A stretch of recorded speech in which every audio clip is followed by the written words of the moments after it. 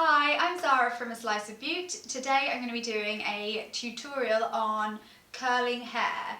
I get a lot of compliments from my hair when I do it a certain way, and I just kind of wanted to show everyone the way I do my hair. I have certain things that, like, I've got flat hair, so what I do to try to give it a bit of oomph if I'm going to go out, it's just this sort of standard, straightforward hairstyle I go for, and it takes not very long for me to get that done and ready and out the door. So firstly I'll say I've just washed my hair. I did it like maybe about 2-3 hours ago, and then all I do, I've never been big on blow drying, all I do is flick my head upside down and just start, just drying it, just trying to get in the root and drying the root whilst my head's upside down, and then start doing the actual straightening, curling, whatever you're doing. So I'm just going to firstly go through the products that I use just before. I don't use that many products, but the two that I definitely will use, I'll always put like argan oil or something, some kind of conditioning stuff through the roots when it's wet. But I got this in a magazine and I actually think it's really, really good. It's called Wonder Balm by Percy and Reed. And it really is a wonder balm for me at the moment. So you get the tiniest bit in your palm.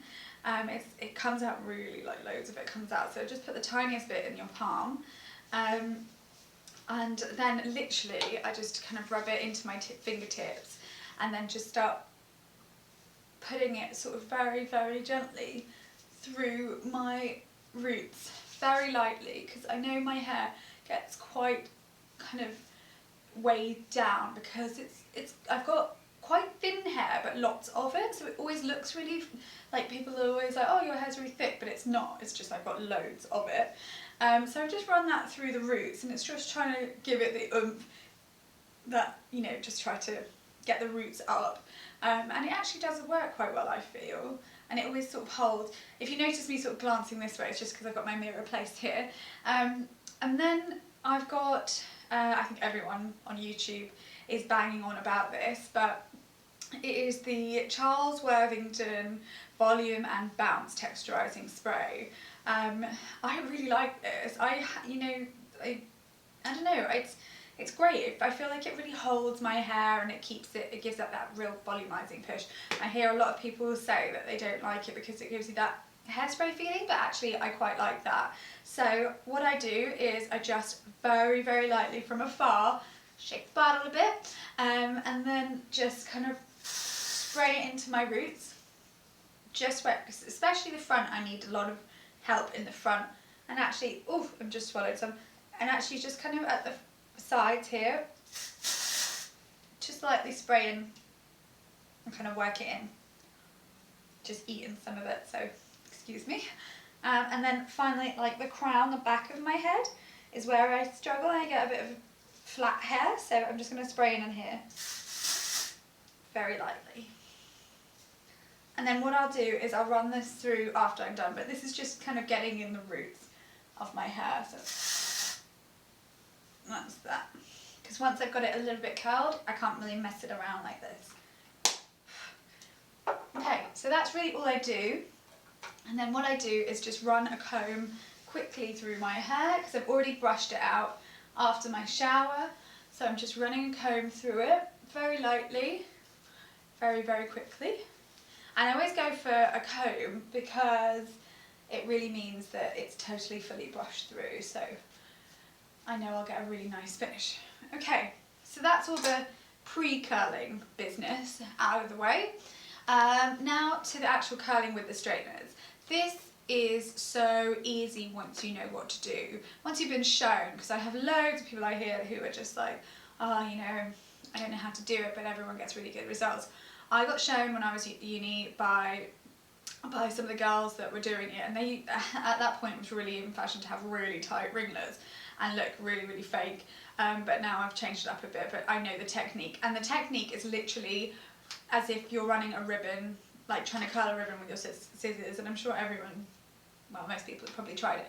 Okay, so I don't really section my hair for this, I just kind of wing it, but I think what I like to do, because I've got layers in my hair, I take the top kind of layers out of my hair and just separate that. So, because that part is really what's going to give you that nice curly look. So that one I kind of focus on separately, but the bottom half I actually do ridiculously quickly because I know it's just gonna, you know, be covered by that layered part. So I'm just gonna use a little grip and clip it up.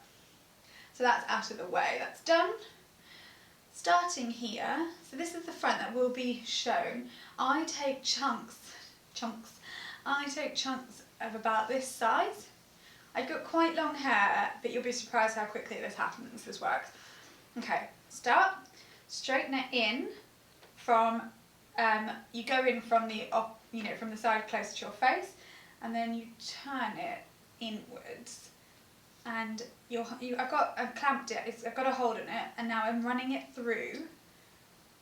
I'll be tragic if this doesn't work. Running it through and there we are.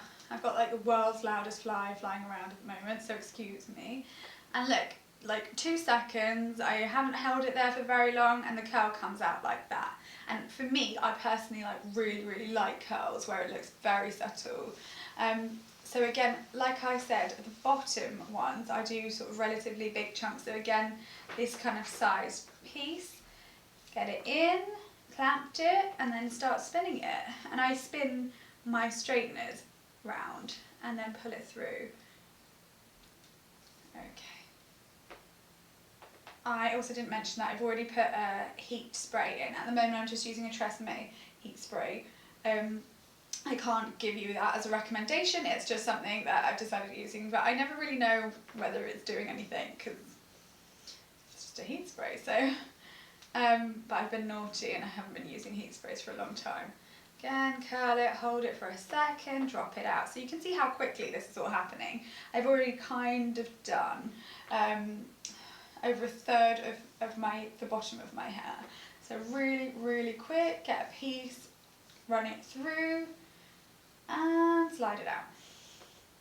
Slide it out and then hold it at the tip so the tip gets done properly, and that's that. Because if you don't hold it at the tip for a few seconds, the tip of it gets quite sort of straight at the end, and that's what I try to avoid. You want the tip to be curly because otherwise you just get these straight bits, and everyone knows. And I think I've noticed some people who are not so good at it manage to do that, so I think that really makes a difference when you do that. And just so, whoop, there it is, I just did it. I accidentally pulled my hair out too quickly, and it's straight at the bottom and then it's too obvious, so I'm just going to go in again there and just hold it at the bottom. There you are. Okay, and now I've just got 2 more bits to do at the bottom, and I'm done with the bottom, and we'll move on to the top. So again, curling it round. So you really can see how quick this is. It just doesn't take me long at all. When I have been told like I need to quickly meet some friends to go out, I can still manage to fit in a quick curl of my hair. And then a touch above your makeup, and that's that. That's your outfit, not your outfit, your makeup and your hair done, and you can look as if you've spent hours on yourself. Okay, and I'll just mention my hair has been dip dyed. Well, it's balayage they did. I love my hairdresser, she is amazing, and I trust her with everything. So she has told me that I should do balayage because I'm a hair highlighter, and she just said, you know what, give your hair a rest and just do some balayage, and you won't have to get it highlighted like every 3 months, which is quite a nuisance and quite expensive. So I have got it just dyed at the bottom, and I love it at the moment. It's really lovely. It's at a really good stage.